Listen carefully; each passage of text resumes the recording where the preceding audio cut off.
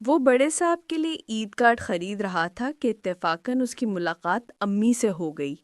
ایک لمحے کے لیے اس نے امی سے آنکھ بچا کر کھسک جانا چاہا، لیکن اس کے پاؤں جیسے زمین نے پکڑ لیا اور وہ اپنی پتلون کی جیب میں اکنی کو مسلتا رہا۔ داستان کا یہ باب اچانک امی نے اسے دیکھا اور آگے بڑھ کر اس کے شانے پر ہاتھ رکھتے ہوئے بولی، او سیدی، تم کہاں؟ اس نے فوراً اپنی جیب سے ہاتھ نکال لیا اور ایک عید کارڈ اٹھا کر بولا، یہیں امی، میں تو یہیں ہوں۔ کب سے؟ امی نے حیرت سے پوچھا۔ تقسیم کے بعد سے امی، میں بھی یہاں ہوں اور ماں اور دوسرے لوگ بھی۔ لیکن مجھے تمہارا پتہ کیوں نہ چلا؟ میں نے تمہیں کہیں بھی نہ دیکھا۔ اس کے جواب میں وہ ذرا مسکرایا اور پھر عید کارڈ کا کنارہ اپنے کھلے ہوئے ہونٹوں پر مارنے لگا۔ دکان کے لڑکے نے بڑے ادب سے کارڈ اس کے ہاتھ سے لیا اور اسے میز پر پھیلے ہوئے دوسرے کارڈوں میں ڈال کر اندر چلا گیا۔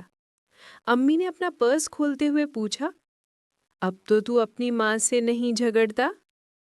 مسعود شرمندہ ہو گیا۔ اس نے عید کارڈوں پر نگاہیں جما کر کہا، نہیں تو۔ داستان کا یہ باب میں پہلے بھی اس سے کب جھگڑتا تھا؟ امی نے کہا۔ یوں تو مت کہ، پہلے تو بات بات پر اس کی جان کھا جاتا تھا، چھوٹی چھوٹی باتوں پر فساد برپا کر دیتا تھا۔ اس نے صفائی کے طور پر امی کے چہرے پر نگاہیں گاڑ کر جواب دیا، جب تو میں چھوٹا سا تھا امی، اب تو وہ بات نہیں رہی نا۔ داستان کا یہ باب لیکن اس جواب سے امی کی تسلی نہ ہوئی اور اس نے بات بدلتے ہوئے کہا، تیرا دوست تو UK چلا گیا انجینئرنگ کی تعلیم پانے، یہ عید کارڈ اسی کے لیے خرید رہی تھی۔ کہاں؟ انگلینڈ چلا گیا؟ اس نے حیران ہو کر کہا، جبھی تو وہ مجھ سے ملا نہیں، میں بھی سوچ رہا تھا اسے کیا ہوا۔ یہاں ہوتا اور مجھ سے نہ ملتا، کیسی حیرانی کی بات ہے۔ امی نے آہستہ سے دہرایا، ہاں، انگلینڈ چلا گیا، ابھی 2 سال اور وہیں رہے گا، یہ عید کارڈ اسی کے لیے خریدا ہے۔ اور اس نے کارڈ آگے بڑھا دیا۔ اس پر غریب وطنی، دوری اور ہجر کے 2-3 اشعار لکھے تھے۔ مسعود نے اسے ہاتھ میں لیے بغیر کہا، لیکن یہ عید تک اسے کیسے مل سکے گا؟ عید تو بہت قریب ہے۔ امی نے وثوق سے کہا، ملے گا کیسے نہیں؟ میں بائی ایئر میل جو بھیج رہی ہوں۔ لیکن بائی ایئر میل بھی یہ وقت پر نہ پہنچ سکے گا، مسعود نے جواب دیا۔ امی نے کہا، تو کیا ہے؟ اس سے مل تو جائے گا، ایک آدھ دن لیٹ سہی۔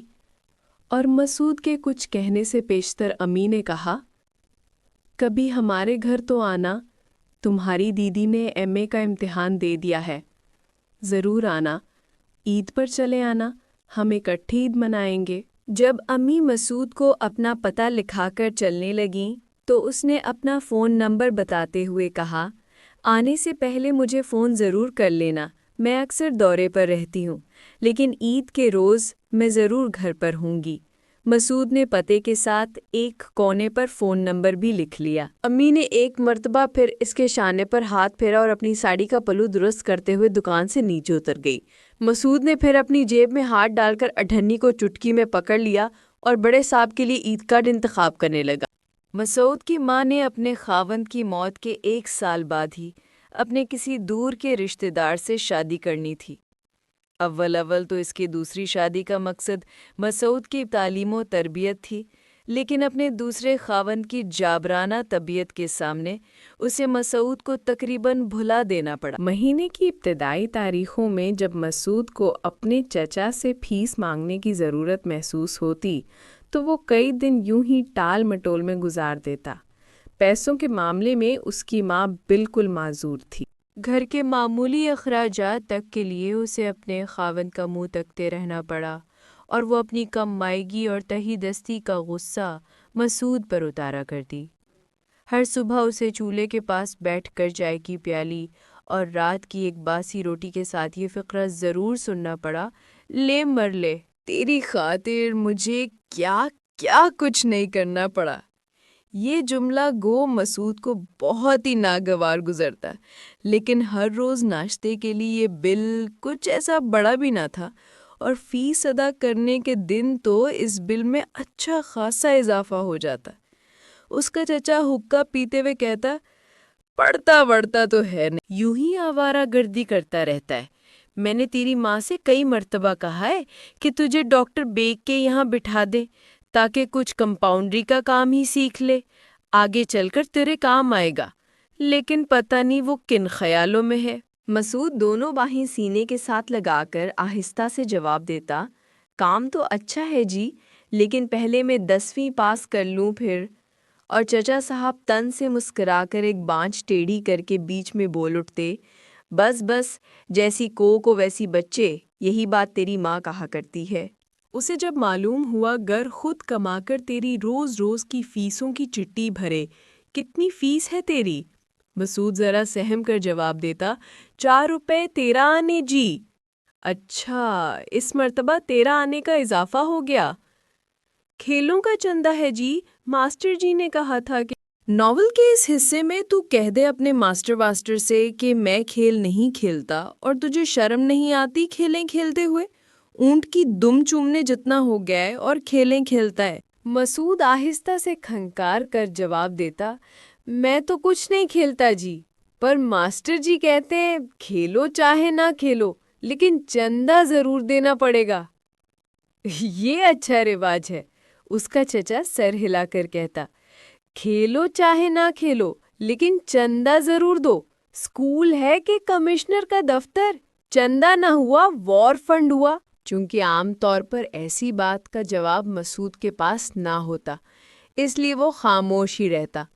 اس کے بعد چچا پاس ہی کھنٹی پر لٹکتی ہوئی اچکن سے 5 روپے کا نوٹ نکال کر کہتا، لے پکڑ، اپنی ماں کو بتا دینا، اور اسکول سے لوٹتے ہوئے باقی کے 3 آنے مجھے دفتر دے جانا۔ خوف، نفرت اور تشکر کے ملے جلے جذبات سے مسعود کی آنکھیں پھٹتیں، بند ہوتیں اور پھر اپنی اصلی حالت پر آ جاتیں، اور وہ نوٹ اپنی مٹھی میں دبا کر ماں کو بتانے دوسرے کمرے کی طرف چل پڑتا، اور اس کا چچا اپنے کمرے میں حقہ بجاتے ہوئے ہانک لگاتا، فیس دے دی ہے جی تمہارے شہزادے کو۔ داستان کا یہ باب ڈپٹی صاحب کو یہ سنتے ہی مسعود ایک دم رک جاتا اور جی میں اپنی ماں کو ایک گندی سی گالی دے کر وہ الٹے پاؤں اپنی کوٹری میں جا کر بستہ باندھنے لگتا۔ یہ واقعہ یوں ہوا کہ چچا جیسے بیہودہ آدمی سے شادی کر کے اس کی ماں اس کی نگاہوں میں بالکل گر چکی تھی، اور وہ چچا کی طعن آمیز باتوں کا بدلہ ہمیشہ اپنی ماں کو گالی دے کر چکایا کرتا۔ تفریح کی گھنٹی میں درختوں کے سائے تلے اپنے کھیلتے ہوئے ہم جولیوں کی دعوت سے انکار کر کے اسے سیدھا گھر بھاگنا پڑتا۔ ناول کے اس حصے میں خاصا دان تیار ہوتا جسے اٹھا کر وہ جلدی جلدی اپنے چچا کے دفتر پہنچتا اور اسے ان کے کرسی کے پاس رکھ کر بغیر کچھ کہے اسکول بھاگ آتا۔ عرصہ سے اس کی تفریحی گھنٹیاں یوں ہی ضائع ہو رہی تھیں۔ صرف اتوار کے دن اسے اپنے چچا کے دفتر نہ جانا پڑتا، لیکن اتوار کو کوئی تفریح کی گھنٹی نہیں ہوتی۔ 8ویں جماعت کے سالانہ امتحان سے پہلے اس کے یہاں ایک چھوٹا بھائی پیدا ہوا جس کا نام اس کی ماں کے اصرار کے باوجود مقصود کی بجائے نصر اللہ رکھا گیا۔ داستان کا یہ باب اس بھائی کی پیدائش نے مسعود سے اس کی ماں کو قطعی طور پر چھین لیا اور اس کی حیثیت گھر میں کام کرنے والے نوکر سی ہو کر رہ گئی، جو اپنا اصلی کام ختم کرنے کے بعد پڑوس کے دروازے کی اونچی سیڑھیوں پر بیٹھ کر بچے کھلایا کرتا ہے۔ نصر اللہ کی آمد کے دن سے مسعود کا چچا دن میں بارہا ڈاکٹر بیگ کا وظیفہ کرنے لگا اور مسعود کی ماں سے تقاضا کرتا رہا کہ چونکہ اب نصر اللہ ہو گیا ہے، اس کے اخراجات بھی ہوں گے، اس لیے مسعود کو اسکول سے اٹھا کر ڈاکٹر صاحب کے یہاں بٹھا دینا چاہیے۔ لیکن اس کی ماں نہ مانی اور سلسلہ یوں ہی چلتا رہا۔ یہ ان دنوں کی بات ہے جب مسعود کے اسکول میں موسم کے طلسماتی کارڈ بیچنے ایک آدمی آیا اور اس کی وجہ سے مسعود کی ملاقات امی سے ہوئی۔ گلریز اپنی بیوہ امی کا ایک ہی لڑکا تھا اور مسعود کا ہم جماعت تھا۔ جماعت بھر میں مسعود کی دوستی صرف گلریز سے تھی۔ دونوں کو ننھی ننھی ٹوکریاں بنانے کا خب تھا۔ پڑھائی کے دوران میں اگر کبھی انہیں فرصت کے چند لمحات میسر آ جاتے تو وہ سائنس روم کے دروازوں سے چمٹی ہوئی عشق پیچنگ کی بیلوں سے ادسوکھی لمبی لمبی رگیں توڑتے اور کھیل کے میدان میں ہری ہری گھاس پر ٹوکریاں بنانے لگتے جس میں گلاب کا ایک پھول یا چمبیلی کی چند کلیاں مشکل سے سما سکتی۔ مسعود دستی والی ٹوکری بھی بنا لیتا تھا، لیکن گلریز سے 1000 کوششوں کے باوجود بھی ایسی ٹوکری نہ بن سکتی تھی، اور وہ مسعود کی بنائی ہوئی ٹوکری لے لیا کرتا۔ ہاں، تو جس دن ان کے اسکول میں موسم کے طلسماتی کارڈ بیچنے والا آدمی آیا، مسعود کی ملاقات امی سے ہوئی۔ سفید کارڈوں کے بیچوں بیچ گلابی رنگ کا ایک بڑا سا سرخ دائرہ تھا جس پر ایک خاص مسالہ لگا ہوا تھا۔ کارڈ بیچنے والے نے بتایا کہ جیسے جیسے موسم تبدیل ہوتا رہے گا اس دائرے کے رنگ بھی بدلتے رہیں گے۔ جوں جوں گرمی بڑھتی جائے گی گلابی دائرہ سرخ ہوتا جائے گا، اور جب سردی کا زور ہوگا تو یہ گلابی چکر بسنتی رنگ کا ہو جائے گا، اور جس دن مطلع ابر آلود ہوگا اور بارش برسنے کا امکان ہوگا تو یہ چکر خود بخود دھانی رنگ کا ہو جائے گا۔ کارڈ کی قیمت 2 آنے تھی۔ کلاس میں تقریباً سب نے وہ کارڈ خریدے، اور جن کے پاس 2 آنے نہ تھے انہوں نے بات اگلے دن پر اٹھا دی۔ گھر سے خاصا دان اٹھاتے ہوئے مسعود نے ہولے سے کہا، اماں مجھے 2 آنے تو دو۔ مگر اس نے تیزی سے بات کاٹتے ہوئے کہا، میرے پاس کہاں ہیں 2 آنے؟ یہ واقعہ یوں ہوا کہ کبھی مجھے پیسے چھوتے ہوئے دیکھا بھی ہے؟ کون لا کے میری جھولیاں بھرتا ہے جو تجھے دونی دوں؟ مسعود نے مایوس ہو کر خاصا دان اٹھا لیا اور چپ چاپ دروازے سے باہر نکل گیا۔ دفتر پہنچ کر اس نے خاصا دان کرسی کے پاس رکھ دیا اور خلاف معمول وہاں کھڑا ہو گیا۔ کہانی میں اس کے چچا نے فائل میں کاغذ پروتے ہوئے اینک کے اوپر سے دیکھا اور ترش رو ہو کر پوچھا، کیوں کھڑا کیوں ہے؟ کچھ نہیں جی، مسعود کا گلا خشک ہو گیا۔ کچھ تو ہے۔ نہیں جی کچھ بھی نہیں، اس نے ڈرتے ڈرتے جواب دیا۔ تو پھر فوجیں کیوں کھڑی ہیں؟ جی ایک دونی چاہیے تھی۔ ناول کے اس حصے میں اماں میں اسکول میں جی ماں بلو ماں، اس کے چچا نے گھرا کر کہا، تجھے دونی دوں، تجھے نامہ دوں، میرے بورے جو ڈھوتا رہا ہے، میرے ساتھ جو کھیلتا رہا ہے۔ مسعود شرم سے پانی پانی ہو گیا۔ اس نے ہکلاتے ہوئے کہا، میں اماں نے جی اسکول۔ یہ واقعہ یوں ہوا کہ اسکول میں اس کے چچا نے گرج کر کہا، تجھے پیسے دوں، تجھے دنیا دوں؟ کیوں؟ مجھے بین سناتا رہا ہے، مجھے نبض دکھاتا رہا ہے، تجھے پیسے دوں؟ تجھے دونی دوں؟ تجھے؟ یہ واقعہ یوں ہوا کہ مسعود نے ایک نگاہ خاصا دان کو غور سے دیکھا جو واقعی ان کی باتیں نہیں سن رہا تھا، اور پھر اپنے چچا کو اسی طرح کرتے چھوڑ کر کمرے سے باہر نکل گیا۔ کھپریل کے برآمدے میں بینچ پر بیٹھا ہوا ایک بوڑھا چپراسی آپ ہی آپ کہے جا رہا تھا، تجھے پیسے دوں، تجھے نامہ دوں؟ ناول کے اس حصے میں میرے بورے جو ڈھوتا ہے، تجھے پیسے دوں، اور راستہ بھر مسعود کو ایسی ہی آوازیں آتی رہیں۔ اسے یوں محسوس ہو رہا تھا گویا اس کے ٹخنوں کے درمیان چھوٹا سا گراموفون لگا ہوا ہو جس کا ریکارڈ اس کی رفتار کے مطابق گھومتا ہو۔ مسعود نے سڑک کے کنارے تیزی سے بھاگنا شروع کر دیا اور ریکارڈ اونچے اونچے بجنے لگا۔ تجھے پیسے دوں، تجھے پیسے دوں، میرے بورے جو، میرے بورے جو۔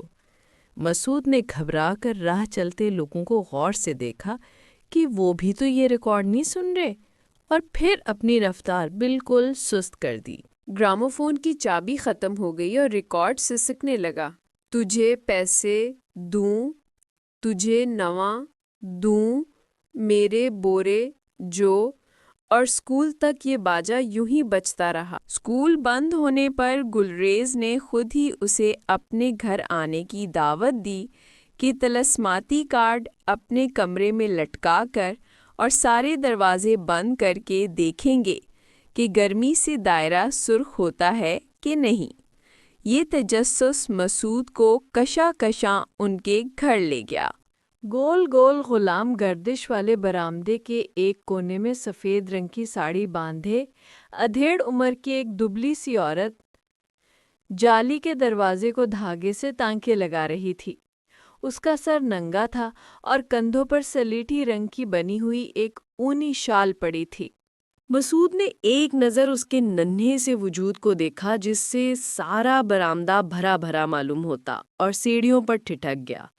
اسے اس طرح دم خود دیکھ کر گلریز نے بے تکلفی سی بستہ چارپائی پر پھینک کر کہا، آؤ آؤ۔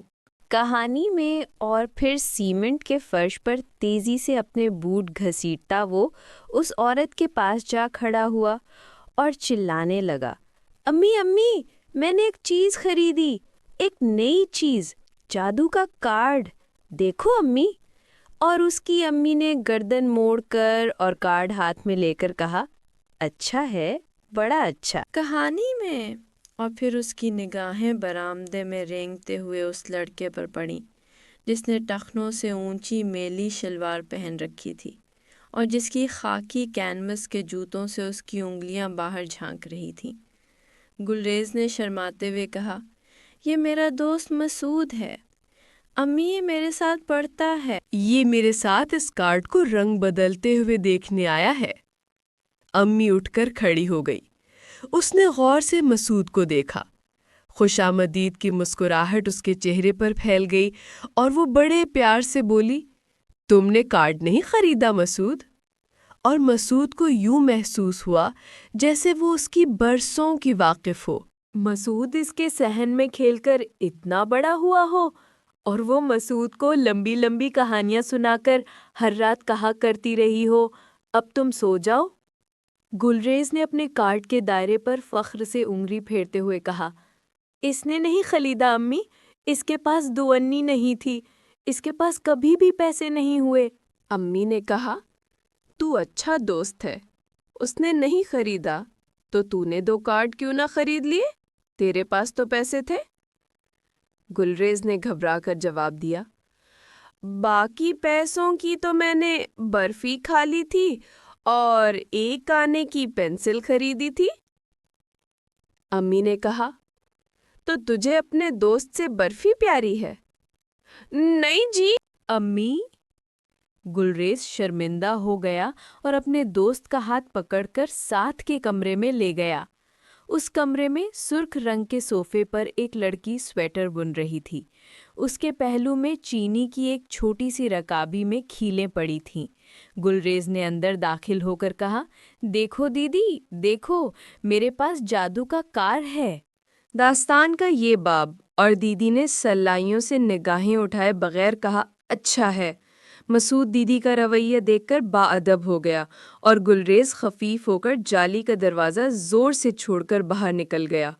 دیدی نے ماتھا سکیڑ کر کہا، آہستہ، اور پھر سوالیہ نگاہوں سے مسعود کو دیکھ کر اپنے کام میں مشغول ہو گئی۔ مسعود نے گھبرا کر ادھر ادھر دیکھا، ہولے سے آگے بڑھا، دھیرے سے جالی کا دروازہ کھولا اور اسے بڑی احتیاط سے آہستہ آہستہ بند کرتے ہوئے گلریز کے پیچھے چلا گیا۔ اپنے کمرے میں پہنچ کر گلریز نے کارڈ میز پہ ڈال کر کہا، دروازہ بند کرو یار، کمرہ گرم ہو جائے گا تو کارڈ رنگ بدلے گا۔ دروازہ بند ہو گیا۔ وہ دیر تک کارڈ پر نگاہیں جمائے بیٹھے رہے مگر اس کا رنگ تبدیل نہ ہوا۔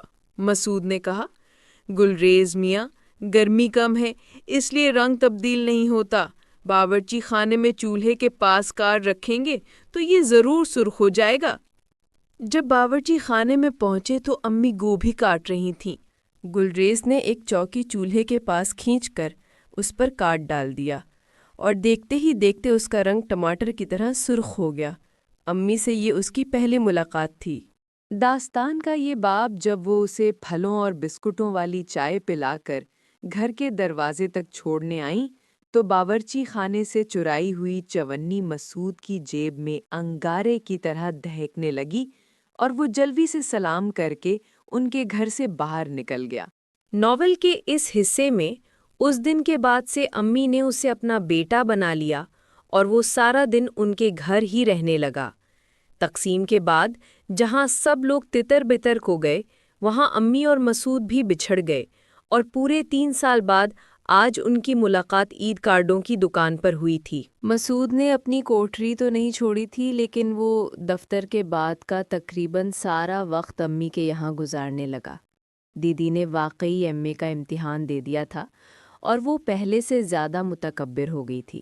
بریکٹ پر ایک بڑے سے پھولدان میں وہ سرکنڈوں کے پھول لگائے موٹی موٹی کتابیں پڑھا کرتی۔ اس کی آواز جو پہلے نرگس کے ڈنٹھل کی طرح ملائم تھی، خشک اور کھردری ہو گئی تھی۔ یوں تو وہ دن بھر میں مشکل سے ہی چند جملے بولتی، لیکن جب بات کرتی تو یوں لگتا گویا خشک اسفنج کے ٹکڑے اگل رہی ہو۔ امی جب بھی اس سے بات کرتی بڑے ادب اور رکھ رکھاؤ سے کام لے کر۔ واقعی دیدی نے ایم اے کا امتحان دے دیا تھا۔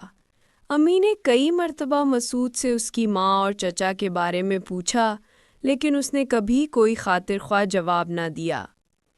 اتنا کہہ کر خاموش ہو جاتا کہ یہیں کہیں رہتے ہیں، مجھے علم نہیں۔ دفتر سے فارغ ہو کر مسعود سیدھا امی کے یہاں پہنچتا اور رات کو دیر تک ادھر ادھر کی بے معنی گپیں ہانگتا رہتا۔ دیدی کوئی کتاب پڑھ رہی ہوتی، وہ 2-3 مرتبہ تیز تیز نگاہوں سے امی اور مسعود کو گھورتی اور پھر ٹھپ سے کتاب بند کر کے اندر کمرے میں چلی جاتی۔ جب دیدی مسعود کی پہنچ سے باہر ہو جاتی تو وہ زور زور سے قہقہے لگا کر اس کی پڑھائی میں مخل ہونے لگتا۔ امی کو پتہ تھا کہ وہ جان بوجھ کر دیدی کو تنگ کر رہا ہے، لیکن اس نے کبھی بھی مسعود کو منع نہیں کیا۔ ایک رات جب اسے باتیں کرتے کرتے کافی دیر ہو گئی تو امی نے کہا، اب یہیں سو رہو، اس وقت اتنی دور کہاں جاؤ گے؟ تو مسعود وہیں سو رہا اور اس رات کے بعد وہ مستقل طور پر اسی کے یہاں رہنے لگا۔ چچا کی بخیل فطرت اور ماں کی لاپرواہی اس کی آزادانہ زندگی پر ایک عجیب طرح سے اثر انداز ہوئی۔ وہ پہلے جس قدر گمسم رہتا تھا اب اسی قدر حسوڑ ہو گیا تھا، اور اپنے بچپن کی غریبی کا مداوع کرنے کے لیے اس نے جوا کھیلنا شروع کر دیا تھا۔ پہلی تاریخ کو تنخواہ ملتے ہی وہ تنگ و تاریک کوچوں میں سے گزرتا ہوا اس اندھی گلی میں پہنچ جاتا جس کے آخر میں پرانے چھپر اور پھوس کے ڈھیر پڑے ہوتے۔ پھوس کو ایک طرف ہٹا کر مسعود اندھیرے بھٹ میں داخل ہوتا جس کے پیچھے کچی اینٹوں کی ایک غلیظ سی کوٹری کڑوے تیل کا دیا اپنی آغوش میں لیے اس کا انتظار کر رہی ہوتی۔ چیتو، بھمبیری اور ڈھلن نشہ پانی کیے فرش پر لیٹے ہوتے اور ریباں چھوٹے سے دروازے کے ٹوٹے ہوئے پٹ سے پشت لگائے ہولے سے کہتی، آ گیا، راجہ نل آ گیا، اور پریل شروع ہو جاتی۔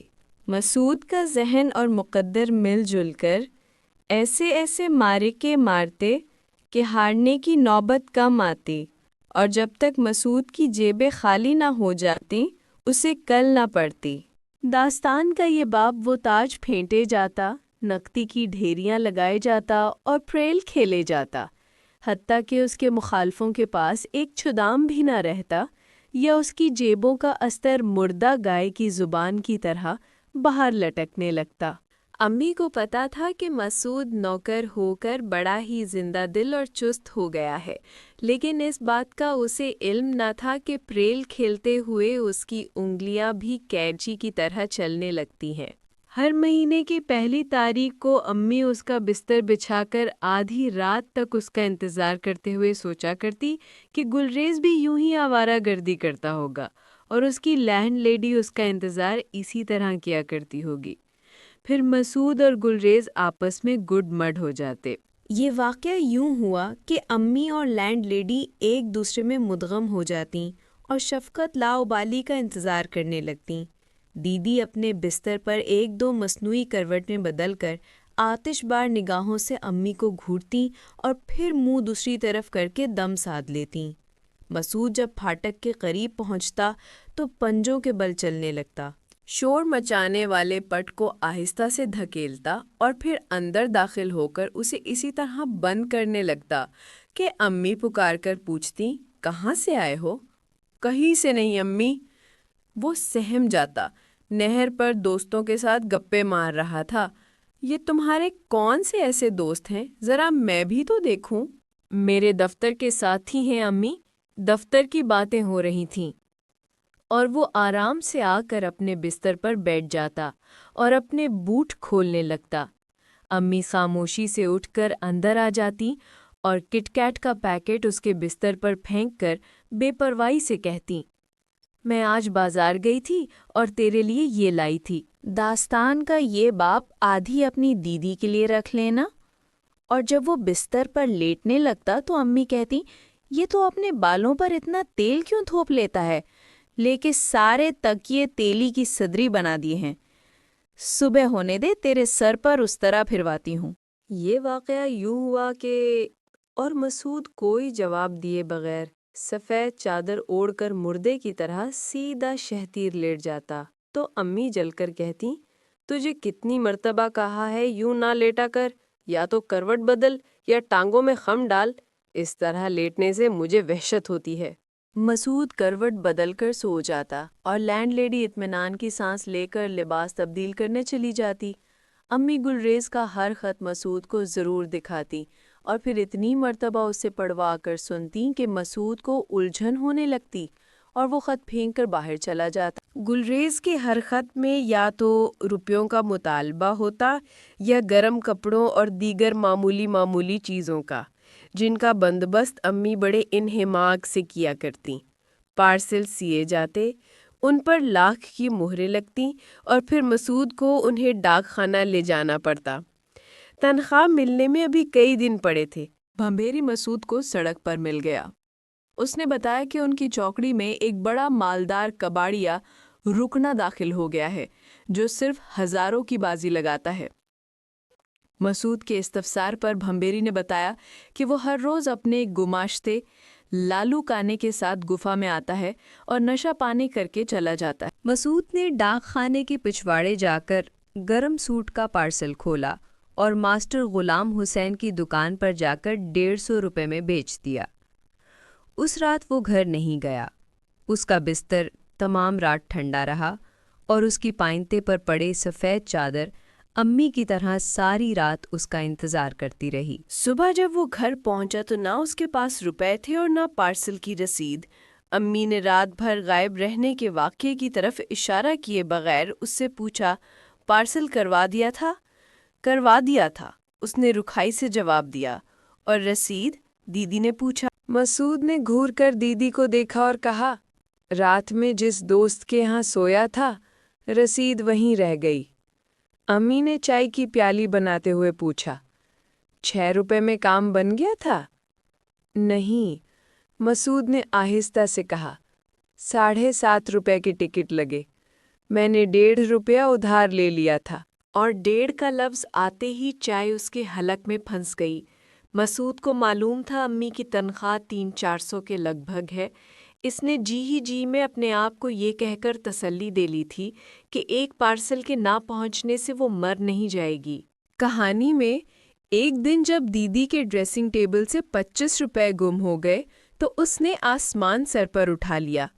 اس نے بلا سوچے سمجھے امی سے کہہ دیا کہ یہ کارستانی مسعود کی ہے۔ امی بجائے خفا ہونے کے رو کر کہنے لگی، آج تو مسعود پر الزام دھرتی ہے، کل مجھے چور بتائے گی، وہ بھلا تیرے پیسوں کا بھوکا ہے۔ کہانی میں لیکن دیدی نہ مانی اور ماں بیٹی میں خوب تکرار ہوئی۔ شام کو نہ امی نے کھانا کھایا اور نہ دیدی نے، لیکن اس رات مسعود کا پانسا بھاری رہا اور اس نے اپنے ساتھ بھمبیری اور چیتوں کو بھی نان کباب کھلائے۔ گلریز کا خط آ گیا تھا کہ اسے پارسل نہیں ملا۔ ڈاک خانے میں پوچھ گچھ ہوئی، رسید کی ڈھونڈیاں پڑی، لیکن نہ رسید ملی نہ پارسل کا پتہ چلا اور امی ڈاک خانے کو رو پیٹ کر خاموش ہو رہیں۔ لیکن اس مرتبہ نہ تو اس نے گلریز کا خط مسعود کو دکھایا اور نہ ہی اس سے پڑھوا کر سنایا۔ اس نئے رویے نے مسعود کو یوں ہی تجسس میں ڈال دیا۔ اس نے 1-2 مرتبہ امی سے خط کے بارے میں پوچھا بھی، لیکن وہ یہی کہہ کر خاموش ہو گئیں کہ میں کہیں ڈال کر بھول گئی ہوں۔ خط گھر ہی میں تو تھا، جاتا کہاں؟ مسعود کی تفتیش نے اسے امی کی میز سے ڈھونڈ نکالا۔ گلریز نے لکھا تھا، پارسل مجھے نہیں ملا، پتہ نہیں کیا بات ہے۔ ناول کے اس حصے میں یہاں سردی بڑھتی جا رہی ہے اور میں سخت پریشان ہوں، لیکن سب سے بڑی پریشانی روپے کی ہے۔ مجھے نئی کلاس میں داخلہ لینا ہے جس کے لیے مجھے کم از کم 2000 روپوں کی ضرورت ہوگی۔ لیکن امی تم یہ 2000 روپیہ کہاں سے لاؤ گی؟ مجھے علم ہے کہ تمہارے پاس اب کچھ نہیں رہا، پر میں کروں بھی تو کیا؟ تعلیم ادھوری چھوڑ کر ایک ہی ڈگری لے کر آ جاؤں۔ اس کے آگے مسعود نے کچھ نہ پڑھا، خط طے کیا اور دراز میں رکھ کر دفتر چلا آیا۔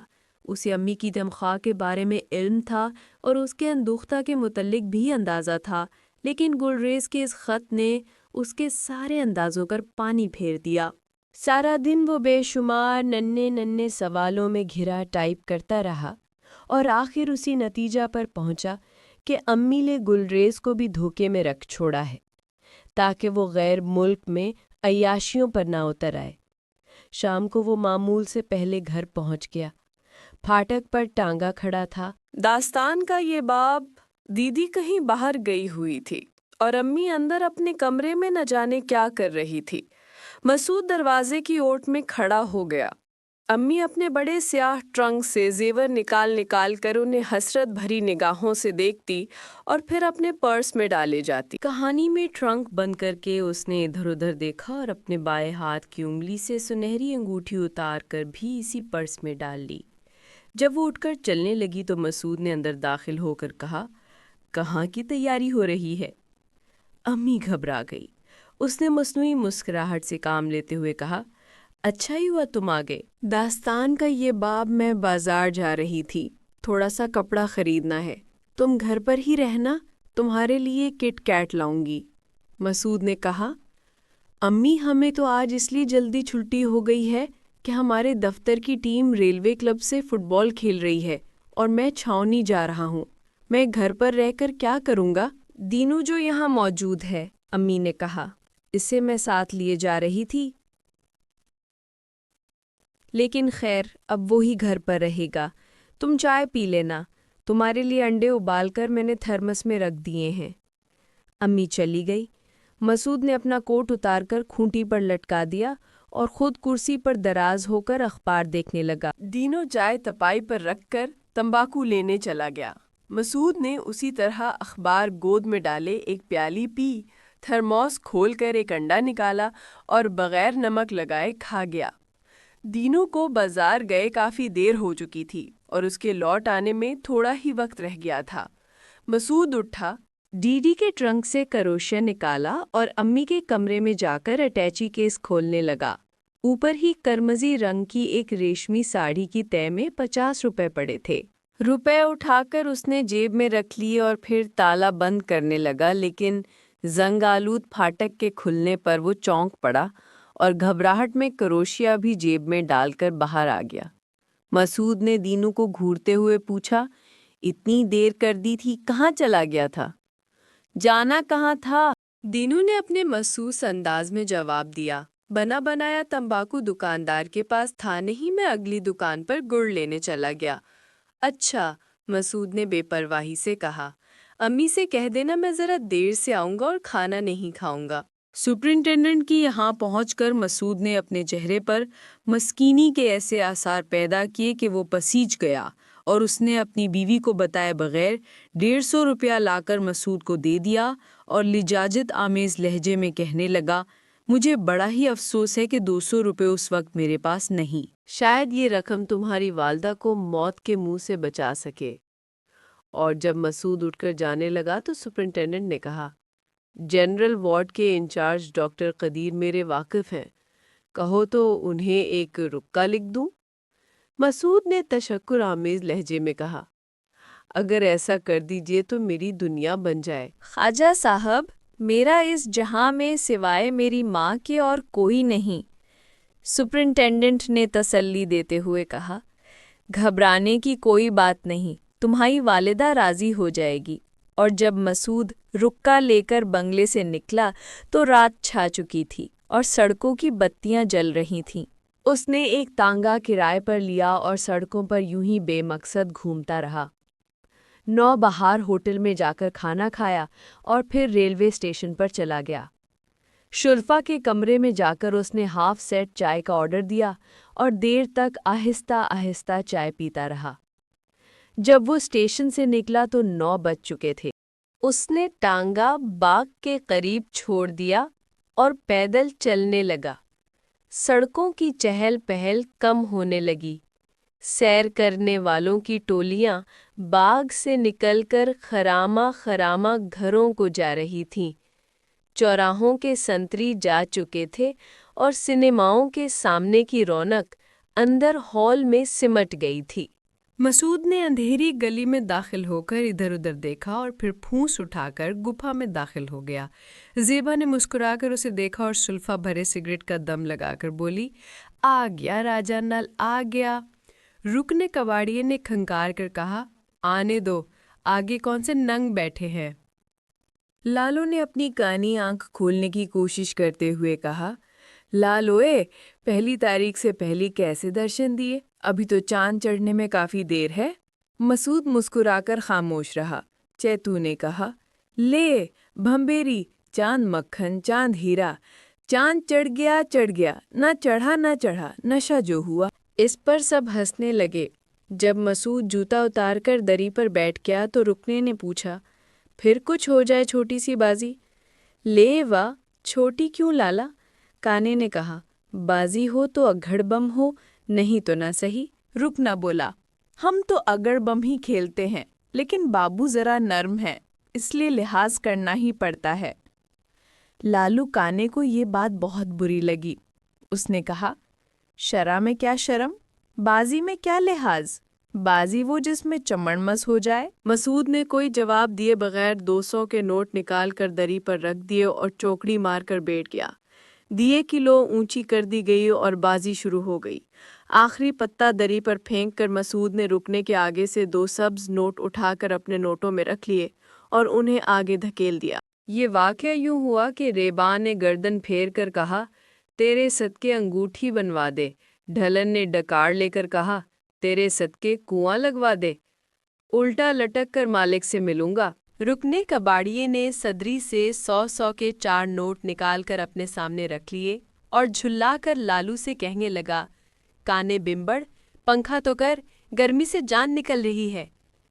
کانا بمبڑ پنکھا کرنے لگا تو مسعود نے ہاتھ سے اشارہ کر کے آہستہ سے کہا، ذرا ہولے، دیا نہ بجھ جائے۔ اور بازی پھر شروع ہو گئی۔ دیدی بستر پر بے معنی سی کروٹیں بدل رہی تھی اور اس کے قریب آرام کرسی میں دراز امی چپ چاپ بیٹھی تھیں۔ اس کے سامنے تپائی تھی جس پر مسعود چائے پی کر گیا تھا، اور اب اس تپائی پر امی کا پرس اور کٹ کیٹ کا ایک پیکٹ پڑا تھا۔ بابو کو جی بہلانے دے۔ اور اس نے 200 کے نوٹ نکال کر آگے رکھ لیے۔ مسعود نے کہا، یوں نہیں، تخت یا تختہ، اور پھر سارے نوٹ آگے دھکیل دیے۔ رکن نے کہا، یوں تو یوں صحیح، اور 6 اور سبز نوٹ نکال کر اگلے نوٹوں پر ڈال دیے۔ تاش کے پتے پھر انگلیوں میں ناچنے لگے۔ کہانی میں امی نے چور آنکھوں سے دروازے کی طرف دیکھا اور ہولے سے کہا، ابھی تک آیا نہیں، پتہ نہیں کیا وجہ ہے۔ پھر اس نے کٹ کیٹ کے پیکٹ کو انگلی سے دبا کر دیکھا جو گرمی کی وجہ سے ذرا لجلجا ہو گیا تھا۔ ٹھنڈے پانی کا ایک گلاس لا کر امی نے کٹ کیٹ کے پیکٹ پر چھڑکا اور پھر کرسی پر دراز ہو گئی۔ داستان کا یہ باب دیدی نے قہر آلود نگاہوں سے امی کو دیکھا اور پھر کروٹ بدل لی۔ آخری پتا پھینکنے سے پہلے مسعود نے رک کرنے کے نوٹ پھر اٹھا لیے اور پتا چوم کر اس کی گود میں پھینک دیا۔ لالو کا نادم بخود پنکھا کیا جا رہا تھا۔ چیتو، ڈھلن اور بھمبیری فرش پر سوئے ہوئے تھے اور ریباں دوار کے ساتھ لگے اونگ رہی تھی۔ رکنے نے لالو کی طرف دیکھا اور شرمندگی ٹالنے کے لیے 2 نوٹ نکال کر اپنے سامنے رکھ لیے۔ مسعود نے کہا، بس 200، کوئی اور جیب دیکھ لالا، شاید اس میں سبزے پڑے ہوں۔ لیکن رکنا کوئی اور جیب دیکھنے پر رضامند نہ ہوا۔ لالو کانا بولا، کل صحیح بابو، بولتی بند ہو جائے گی، لے یہ 1 10 روپے کی گرم جس یاروں کی بھی رہی۔ اور اس نے رکنے کے 200 پر 10 اور رکھ دیے۔ تاش بانٹی جانے لگی۔ امی نے دیدی کے سرہانے تلے ہاتھ پھیر کر اس کی گھڑی نکالی اور اپنے آپ سے کہا، 1 بج گیا۔ پھاٹک ذرا سا ہلا۔ امی تیز تیز قدم اٹھاتی ادھر گئیں۔ اس نے بولٹ کھولنے سے پہلے चौड़ी दरार में से बाहर झांक कर देखा। एक खारिश ज़दा कुत्ता फाटक के साथ अपनी कमर रगड़ रहा था। वो अपनी जगह पर आकर फिर उसी तरह बैठ गई। बाजी खत्म हो गई और मसूद ने 210 रुपए उठाकर अपने नोटों में शामिल कर लिए और रुकने से पूछा, और रुकने ने मानीखीज निगाहों से लालो को देखा और मुंह पहुंचकर बोला, बस। नोटों की गड्डी बनाकर मसूद ने सामने की जेब में डाल ली। दास्तान का ये बाप जूता पहनकर खड़ा हो गया और सोए हुए बेचारों पर निगाह डालकर बोला, अच्छा उस्ताद, फिर सही पहली तारीख को। रुकने और लालू ने कोई जवाब न दिया और मसूद खामोशी से चल दिया। फूंस से गुजरकर उसने ताज़ा हवा में एक लंबा सांस लिया और अंधेरे की गोद में मुड़ती हुई बेजान गली को दूर तक महसूस किया। फिर वो अपने गिरेबान के बटन खोलते हुए आहिस्ता आहिस्ता चलने लगा और सोचने लगा कि ये तो कुल 1800 हुए और गुलरेज ने 2000 मांगे हैं। बाकी 200 का बंदोबस्त क्यों कर होगा? और वो भी बाकी 200 के मुतल्लिक सोच ही रहा था कि किसी ने उसके गले में साफा डालकर उसे ज़मीन पर गिराया। गिरते ही एक तेज़धार चाकू का लंबा फल उसके सीने से गुजरकर दिल में उतर गया। एक आवाज़ ने कहा, काने बेंबड़, ये क्या किया? नोट निकाल, नोट। काने बेंबड़ ने जेब में हाथ डालकर नोट निकालने की कोशिश की, मगर चाकू का फल नोटों को परोता हुआ पसलियों में पैवस्त हो चुका था। उसने जोर लगाते हुए कहा, लाला, निकलते नहीं। और जब लाला नोट निकालने को झुका तो गली के दहाने पर सिपाही सीटियां बजाने लगे और वो दोनों मसूद को यूं ही छोड़कर भाग गए। मसूद ने जोर लगाकर चाकू बाहर निकाला और उसे परे फेंका। फिर उसने खून आलूद नोटों की गड्डी जेब से निकाली और उठने की कोशिश की, मगर वो उठ ना सका। पेट के बल लेटकर उसने नोट दाएं हाथ में पकड़ लिए और अपना हाथ आगे फैला दिया। कहनी को जमीन पर दबाकर उसने आगे घिसटना चाहा, लेकिन जूं ही कहनी उसके पहले से आकर लगी, उसका हाथ जमीन से जा टकराया और उसकी जेब से एक क्रोशिया निकलकर बाहर गिर पड़ा। मुट्ठी में पकड़े हुए नोटों को देखने की नाकाम कोशिश करते हुए उसने कहा, अम्मी, मैं अम्मी। लहू की आखिरी बूंद जमीन पर गिरी और उसकी मुट्ठी ढीली हो गई। अम्मी ने ठंडे पानी में उंगली डबोकर एक कतरा किटकैट पर टपकाते हुए अपने आप से कहा, अभी तक आया नहीं?